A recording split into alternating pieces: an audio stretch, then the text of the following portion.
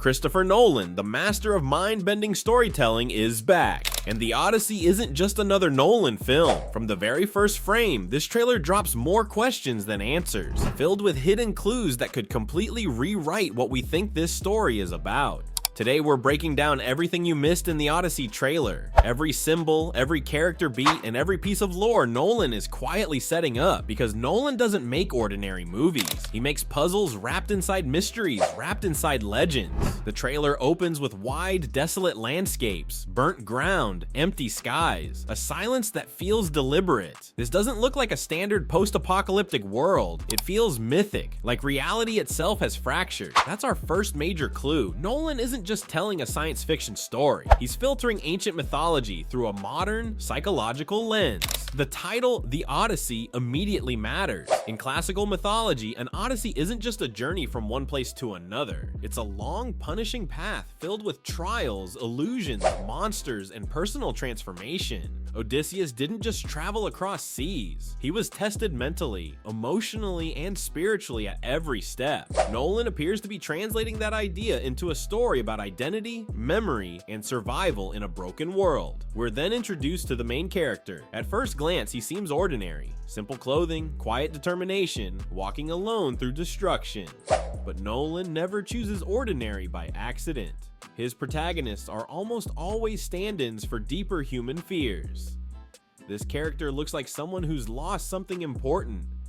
Not just a place or a person, but meaning, and that lines up perfectly with the original myth. Odysseus was never just trying to get home. He was trying to reclaim who he was before everything fell apart. One of the most striking images in the trailer is the helmet. It looks ancient, almost ceremonial, but also strangely advanced. It feels out of time. That duality is important. It suggests this story may not be confined to a single timeline. Nolan has always been obsessed with time, bending it, fracturing it, reversing it. Here, it feels like time itself may be layered, with past, present, and future bleeding into one another. Then there's the creature, twisted, unsettling, almost unnatural. This doesn't feel like a traditional monster. In mythology, monsters are rarely just physical threats. They represent internal struggles, fear, guilt, temptation, identity. This creature feels symbolic, like a manifestation of something broken within the world or within the hero himself. It raises the question, is this enemy something that can be defeated or something that must be understood? Throughout the trailer, scenes repeat from different angles. Landscapes appear, collapse, then reappear slightly altered. Characters stand in one moment, then seem displaced in the next. This isn't random editing. It's Nolan telling us that linear storytelling won't apply here. Memory, time, and perception are unstable. Reality is subjective. Just like in Inception, Interstellar, and Tenet, the structure of the story reflects how the human mind processes trauma and meaning.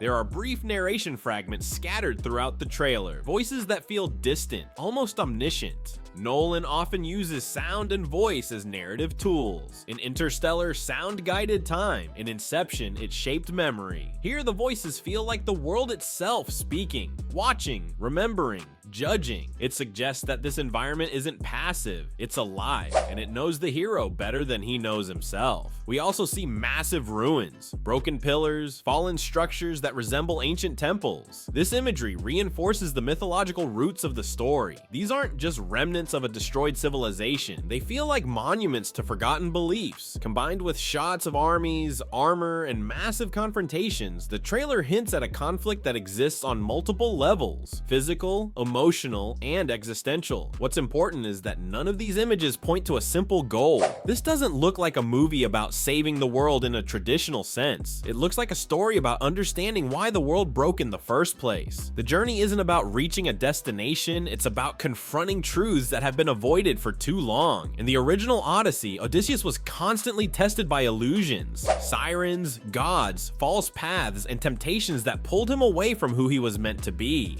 Nolan seems to be adapting that idea into a modern context. Instead of gods and monsters, the threats are time, memory, identity, and the fear of being lost forever in a reality that no longer makes sense. So what is the Odyssey really about? It appears to be a fusion of science fiction, mythology, and psychological exploration. A story about fractured realities, about memory shaping truth, about identity being tested by endless trials, and about the cost of making it home. if home even still exists. This trailer doesn't give us answers, it gives us a pattern. Time is unstable, reality is fragile, memory is subjective, identity is the final battleground. The Odyssey doesn't look like a movie you simply watch. It looks like a movie you experience, decode, and argue about long after the credits roll. And if this trailer is any indication, Christopher Nolan may be taking us on his most ambitious journey yet, not through space or time, but through the human soul.